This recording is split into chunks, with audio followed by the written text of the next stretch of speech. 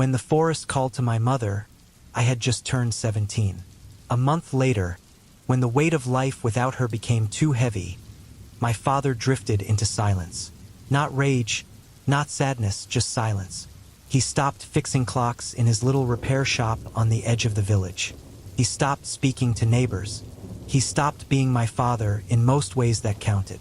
We lived in a small mountain town, the kind that doesn't show up on most maps. I won't name it. I'd rather not send strangers chasing whispers through the woods. Losing Mom was hard. Not because we were particularly close, especially not in recent years, but because she vanished, vanishing leaves behind questions, not answers. The forest had always fascinated her, and for weeks leading up to her disappearance, she spoke like it was alive. Not in the poetic way some do, but as if it truly listened, responded, called. Her absence felt less like death and more like erasure. Quiet, chilling, and complete. My father never accused me outright, but his glances did. Long stares from across the dinner table, silent mornings where his eyes lingered on my face like he was searching for traces of her. We shared a resemblance. Same dark curls, same tired green eyes, same narrow build that he once said looked more suited for libraries than long hikes or shop work. He didn't say cruel things anymore. That stopped the night she left. But the silence between us spoke plenty. It crept through the house, thick like fog. Still, he rose each morning and vanished into the shop's back room before I woke. Deep down, I knew he blamed me. Maybe because I was the last one she spoke to that night. Maybe because I didn't stop her when she said she needed to listen to the woods one last time. Maybe because I reminded him of her in ways he couldn't bear. But the truth is, she made her choice. And the note she left behind, tucked inside a sketchbook filled with tree drawings, wasn't addressed to him. It was meant for me. I had to dig the note out of the trash after he tried to keep it from me. It wasn't crumpled, just folded too carefully, as if hiding it meant it didn't exist. My chest tightened as I read it, realizing she had addressed it only to me. Not once did she mention him. Not his name. Not a goodbye. After that, his silence grew colder, and that carved stone look on his face became a fixture. He never shouted, never said a thing about it, but the pain hung thick in the air like smoke. Whatever quiet war he was waging inside had found a new enemy, me. And honestly, way to make things worse, Mom. She had always carried a strange sort of sadness, like someone holding on to a secret too tightly. In those last few weeks, her voice became softer, and she walked in the woods longer. I wondered if she had written the note during one of those quiet moments with her notebook and tea. I only read it once. That was enough. The last line stays with me. You were worth the price. I didn't know what she meant, but it rattled something deep. It didn't sound like blame, not directly, but guilt rooted itself in my chest anyway. It grew like a weed I couldn't pull. I buried the note deep in my dresser drawer, hoping that if I didn't see it, it couldn't hurt me. Dad and I were stuck together in that creaking, shadowy house that backed into the woods. No visitors, no neighbors close enough to care. His family never wrote, never called. And Mom's side, well, all I knew were half-told stories. She once said her own mother had wandered off and never returned. Her father went to look and vanished, too. She always changed the subject after that. There weren't many children born in our line, just a few every generation. Bad luck seemed stitched into our blood, like an invisible thread no one could snip. Sometimes I wondered if I was just another pattern repeating itself. The only relatives I'd ever met were her younger sister Gracie and my cousin, both long gone from our lives. Gracie used to bring her son to play with me when we were little. She had this look, like the world made her anxious. Where my mother carried quiet sorrow, Aunt Gracie carried fear. They hadn't reached out since Mom disappeared. Maybe they were grieving, too. Maybe they knew something I didn't. The morning my father took me back to the forest edge for the first time since she vanished, I was barely awake. He pushed my bedroom door open without warning and told me to get dressed. No explanation, just his usual clipped tone. What surprised me most was where he wanted to go. Deep into the woods, to help him with something. He hadn't asked for my help in years, and I hadn't stepped past that tree line since the night she left. What happened to having a librarian's frame? I muttered, voice half buried in my blanket as I stayed curled in bed. His words from years ago came back to haunt him, but I was now strong enough to be useful again. I hadn't really slept. Insomnia had made a home in me ever since she disappeared. And now here he was, standing in my doorway at 4 a.m., casting long shadows under the amber hallway light that pierced through my cheap curtains and sheets. His voice cracked like a frayed wire. "I need an extra set of hands today. Someone bailed. You're coming. That's it." Even when sober, his tone always sounded tired, like someone dragging themselves through a storm that wouldn't pass. But today there was more edge in it, more weight behind the words. He tripped slightly over the frame as he stepped into my room, brushing past the boxes I had stacked near the wall, making his way toward my bed. He yanked my covers off in one sharp motion, the freezing mountain air instantly clawing at my skin. My arms and legs curled up in defense. It felt like a personal attack and the beginning of yet another fight I hadn't signed up for. "For real," I growled into my pillow. "Just give me a second to wake up like a normal human being." I felt him pause beside the bed, hovering longer than he should have. The tension stretched, like the air itself was waiting to snap. He didn't yell. He didn't raise a hand. But his presence loomed overbearing, deliberate. Then he turned, quietly, like a storm pulling away before it hit. "You're coming," he said again, low and final. "Be ready in 5. He didn't slam the door. He just shut it, soft enough to make it feel like a warning. Alone again, I exhaled, middle fingers raised toward the door. Juvenile? Sure. But it gave me just enough air to breathe, just enough to move. The cold light of morning began to edge around the window, silvery and pale. I knew better than to keep pushing. Once he made up his mind, there was no fighting it. Not without consequences. So I got dressed. The trail to the woodshed was short, but my father stayed 5 steps ahead the entire way. Not a glance back, just the rhythmic crunch of boots on frozen leaves and the occasional gust that tried to slip through my oversized jacket. His spare. He wouldn't let me wear Mom's. Said it was too delicate for work. The wind bit at my nose like it had teeth, and the morning fog clung low to the forest floor. I dragged my feet behind him, half awake, wishing I was anywhere else.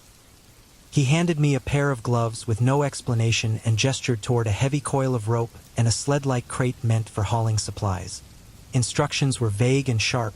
Untangle this, stack that, and when I fumbled with a knot, he grumbled and did it himself. I probably rolled my eyes more times than I realized before we finally set out deeper into the trees. While he pushed forward in silence, I lingered at the edge of the path.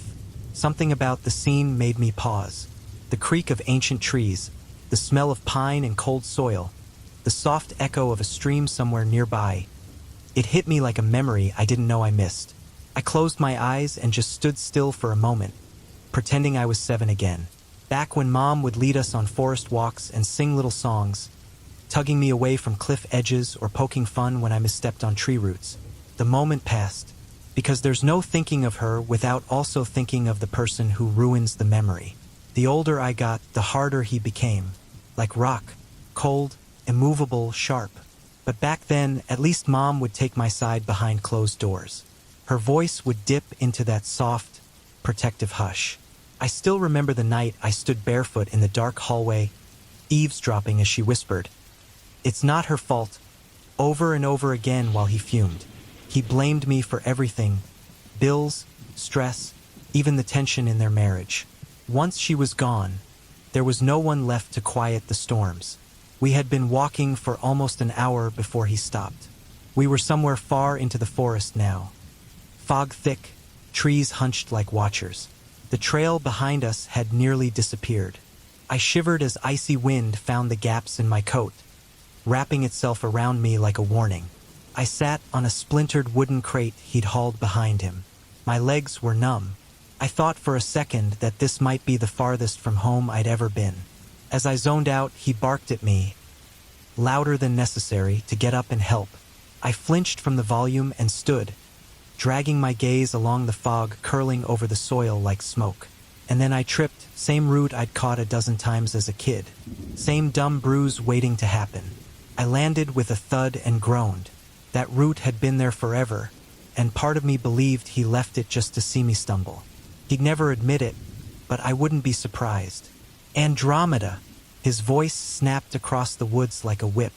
It's Andy, Dad, I muttered, brushing dirt off my pants. He only used my full name when he wanted to snap me out of my daydreams, which was often. I hated it. It always made me feel like I was in trouble just for thinking. He had me watch the crates while he set them up, some kind of old trapping system he said belonged to his father. I don't know what exactly he was doing. It didn't really matter. I just kept an eye on the pulleys as they dropped deep into the hollow ravine. The ropes tightened and pulled downward until everything disappeared into the mist. When I turned to give him a thumbs up, I noticed his back was turned. He was hunched strangely, unmoving. I didn't ask if he was okay. But if I'd looked longer, if I'd really seen him, I might have noticed the way his shoulders trembled. Whether it was grief or rage, I'll never know. But out here, alone in the woods, emotion spilled easier than anywhere else. It didn't take long for the stillness to grow old. The trees no longer seemed majestic, just endless and dull. Mist clung to every limb and stone, and the silence made the cold feel louder somehow. I thought about how warm my bed had been and how unfair it was to be yanked from it, just to trudge through frostbitten woods for reasons I still didn't understand. The thought struck me suddenly. I hadn't even asked. So, why did Caleb call out? I asked as my dad emerged from the woodshed, his coat now dusted with snow. He paused, said he was leaving town. My brow rose. Leaving? As in quitting?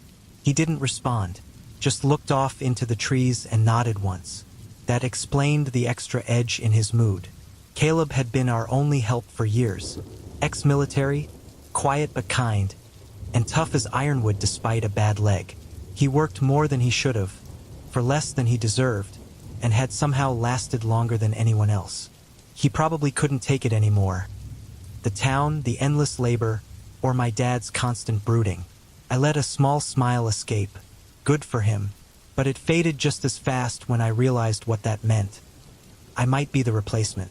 As my father walked over to inspect my setup with exaggerated scrutiny, I inhaled sharply. Thankfully, the scent of pine and frozen air drowned out whatever usual bitterness he carried. He pointed toward a small scratch on the edge of the sled's worn frame. Look what you've done. You've damaged it, he muttered, frowning as if I'd snapped the spine of the forest itself. I tilted my head. Dad, come on. This is barely a mark. And you dragged me out here, remember? His eyes darkened, narrowing with a stare that could cut through bark. That's your problem, Andromeda. You never take anything seriously. Everything is a burden to you. I blinked, surprised by the venom in his voice. Usually he let my sarcasm slide. But today something deeper was boiling under the surface. He turned from me, pacing a bit, his hands flexing, jaw clenched. The snow cracked beneath his restless steps. Then he stopped. You'll never be even half the woman your mother was, he said flatly. I stood there, stunned. Not because I didn't expect cruelty, he always had a way of twisting the knife, but because that was a wound I didn't even realize he knew how to target. My hands curled into fists. I could feel the cold in my face turning to heat. I can't believe she married someone like you, I muttered, the words trembling with barely contained anger. I can't believe she raised someone like you, he snapped back, voice rising with each syllable. Tears welled up, sharp, stinging ones. Well, she didn't teach me that part. That must have been all you. We could have stopped there. But I wasn't done. You probably pushed her away, I said softly. Ice-cold words meant to pierce. His face twisted like something inside him cracked. No, you did, he shouted, his voice echoing between the trees like a cannon blast. I flinched. My foot instinctively stepped back. For a moment, all I could hear was his breath. Ragged, heavy, unsteady. And now, he added barely above a whisper, you've brought this on yourself. I didn't answer, just walked toward the edge of the ridge, resting my arms on the old wooden railing that overlooked the mist-filled valley below. His words still clung to the air when something caught my eye, a shape out in the fog. At first it looked like cloth caught in the wind, then it twitched violently, unnaturally. I narrowed my eyes. It moved like one of those floppy things outside car dealerships, but then changed direction like it had a mind of its own. "What is that?" I whispered, watching the strange, writhing silhouette. I turned to ask if he saw it too, and froze. His face had gone pale, drained of all color. His lips parted in disbelief as his eyes stayed locked on the figure. A single gulp traveled down his throat like a stone, and then he smiled, but not a good smile. It was jagged, strange. His features twisted into something I didn't recognize. He reached out and clutched my shoulders hard. The contact made me flinch, but his hands didn't let go. "Don't move," he whispered, a giddy tremble in his voice. "Let it come to us." And I couldn't tell if I was more afraid of the thing in the fog, or the look on his face as it drew closer. Confusion clouded my thoughts as thickly as the fog cloaked the trees. I squinted toward the pale shape ahead, struggling to make out what or who it was. Just as I leaned forward, a deep, guttural rumble rolled from beneath the ground. It vibrated through the wooden beams below my feet. My stomach flipped. I stumbled, gripping the railing tightly as the sled beneath us creaked and shifted with unnatural force. For a fleeting moment, I tried to convince myself I was dreaming, that the cold air, the endless fog, the shape writhing in the distance, none of it was real. But the vibrations kept pulsing through my boots. Something was moving below us, something massive. Then came my father's voice, sharp and frantic, cutting through the haze like shattered glass. Take her instead." I spun toward him, shocked. His face was twisted with panic, eyes wild, voice cracking under the weight of something far deeper than fear. He shouted again, louder, to the shape ahead. "She's right here. Take her and bring Vivian back." I couldn't process what I was hearing fast enough. Take who? Bring what back? Then I saw it. The fog ahead had thickened, coalescing into a humanoid figure.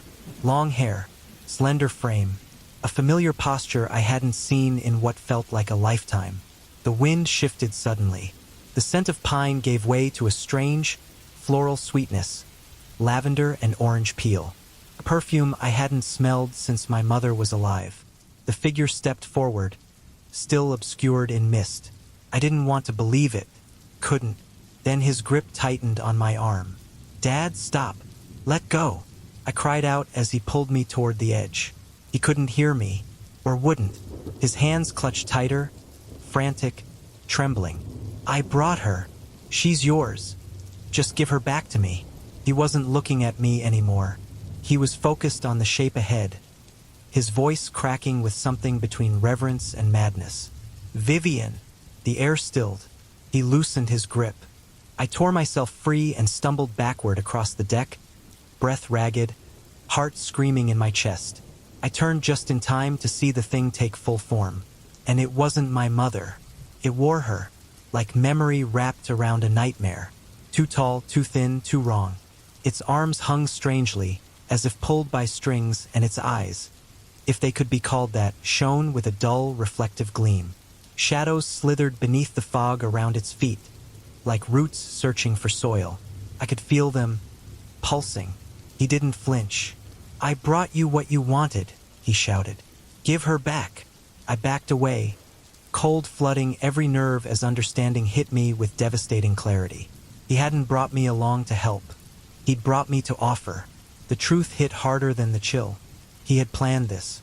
Fired Caleb just to get me out here. Alone. Powerless. And now the fog creature had nearly reached the sled. My father turned, arms open like he expected me to walk willingly into them. "You have no idea what you've done," I whispered. But he couldn't hear me over the roaring of wind and the rising creak of wood beneath us. The ground tilted sharply as the sled bucked under some unseen pressure. Water sloshed over the edges. We both staggered. The wind howled. The trees groaned. And then came the wave. Not from the lake. From beneath. The entire platform lurched, hurling me to the boards. I heard my father shout. When I looked up, he was already scrambling for balance, legs slipping. For a second, it looked like he might regain control. But then the sled rocked again and his foot slipped. He teetered backward, arms flailing, eyes locked on the mist creature now looming above him. "Vivian!" he cried out one last time, voice cracking with hope, horror, or both. And then he was gone, over the edge, swallowed by the fog and the silence that followed. I heard a distant splash, muffled as though the ocean had swallowed it in shame. My knees buckled. A sound I didn't recognize tore from my throat. A hollow, guttural cry that scraped the edges of my soul. Then, stillness. I stumbled toward the edge, breath catching. "Dad!" No answer. Just the rhythm of waves against wood, and the perfume, so strong now it turned my stomach. Lavender, citrus, sweetness that didn't belong out here. My fingers curled around the railing, eyes searching the dark, undisturbed surface. He was gone. A slow, dragging movement brushed beneath the boat. Something was circling again, not violently but intimately, like it knew I was the only one left. The feeling climbed through the floorboards, whispering against my spine. I backed away, heart racing, only to meet her again. The figure still hovered above the water, tilted head catching the faintest moonlight. Bones gleamed faintly beneath scraps of fabric, and long strands of kelp-like hair drifted in the windless air. "Mom!" The word slipped out of me like a reflex.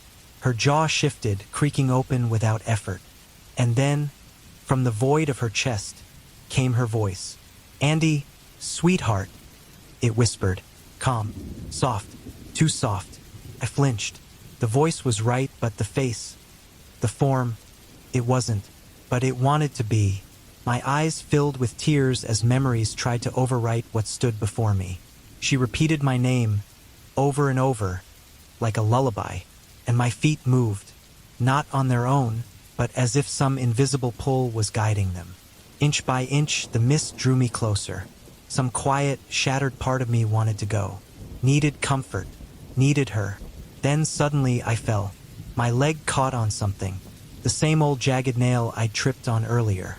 I hit the deck hard, pain blooming across my arms and jaw.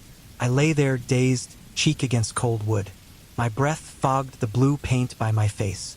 I stayed still, let myself stay down, and above me silence, until something cast a shadow over the entire boat. I turned my head just enough to see a shape rise. Titanic, glistening, impossibly tall. Its surface shimmered like oil, transparent in places, fading into the night sky. It moved slowly, deliberately. Its presence was ancient, unknowable. It watched, with eyes like pale moons, slitted and vast. It leaned close, close enough for me to feel the warmth of its breath, laced with the scent of salt, stone, and decay. The world held its breath. Then, a soft thump near my face. I turned my head. A gold ring, my father's. It glinted in the dim light, slick with something unclean. I didn't reach for it, and then the creature tasted the air. A forked, black tongue unfurled, drifting above me. It hovered, tracing the shape of my body, never touching, as if reading something written across my skin. I was frozen, breath shallow, every muscle begging me not to move. Then, as suddenly as it came, it withdrew. A low sound rumbled through the mist. Not a growl, not speech, something amused. And then it sank, without a splash, without a trace. Its massive head dipped back into the deep, dragging the last of the fog with it. Silence returned. I crumpled into myself, tension gone all at once. My body sagged against the soaked boards. My eyes closed, and the ocean rocked me into sleep. I awoke to a voice, firm, kind, urging me to open my eyes. Someone was tapping my face gently. Lights danced behind my eyelids, and arms lifted me from the deck. I didn't open my eyes. I couldn't. If I didn't see it again, maybe none of it had happened. I was carried to another vessel. The sounds changed, footsteps, radios, human voices. I kept my eyes closed the entire time. Back on shore, wrapped in warmth and hospital white. A voice I recognized grounded me. "Arlo," I murmured, barely above a whisper. He explained everything. He had arrived late, as my father had asked, found the boat missing, waited, and then called the Coast Guard. He smiled as he told me. I cried into his shoulder. I never told him what I saw. I didn't need to. He was the only one who came looking. The ring was never found, and I had no plans to go back for it. The story I told people was simple. My father died in a boating accident. I left out the details, not to protect him, but to protect myself. It gave me a version I could live with, one that didn't include milky eyes or decaying bones shifting beneath the waves. When I moved out of that house, I took one last breath of the damp, familiar air in my room and opened the window. I don't know why I did it. Maybe for her. A place for my mother's spirit to return, if she ever needed to come home. Aunt Gracie became my guardian, though I turned 18 less than a year later. She lived far inland, closer to the Midwest than the sea. Everything was different. Dry winds instead of briny air. Trees that didn't lean from storms. Still, different didn't mean bad. Gracie and I shared something few others could understand. And when it came time to choose a college, I stayed nearby. We healed, quietly. I visit her and my cousin often. Now, years later, I find myself writing this during the quiet stretches between my newborn son's naps. Feels strange, organizing it all into one story. What else can I say? The bruise is healed. The smell of alcohol no longer makes my stomach turn. I can walk past Halloween decorations without seeing her face staring back at me in the plastic skeletons. The guilt I carried hasn't vanished, but Gracie helped me carry it. It dulled, became manageable, like an old injury that only aches in the rain. She once shared something the older women in our family used to say, a theory more than a truth, that the presence we encountered leaves the women of our family alone if they give birth to sons. Gracie believes that's why I survived. She believes that whatever power spared me knew, even then, that I would become a mother to a boy. She had never been called either. We're the first generation to give birth to sons. It's a comforting thought, maybe even a dangerous one. I don't trust hunches, but if it's true, then perhaps this ends with me, with my boy. Still, Gracie is nearing the age my mother was when she vanished. And some nights I wonder if it just wasn't my time yet. Maybe the sea knew I wasn't ready. Maybe it waits. But for now, I focus on him. He's asleep beside me, tiny fist clenched in peaceful defiance. I have to resist the urge to hold him every second. When he's near, the shadows in my mind fall quiet. The fog lifts. He doesn't know it yet, but he saved me. He pulled me back from the brink without ever knowing where I'd been. The note my mother left me, words I couldn't understand at 17, only made sense the first time I held him. Now I understand what she meant, what she felt. Though I may never be called to the water the way she was, he will always be worth the price.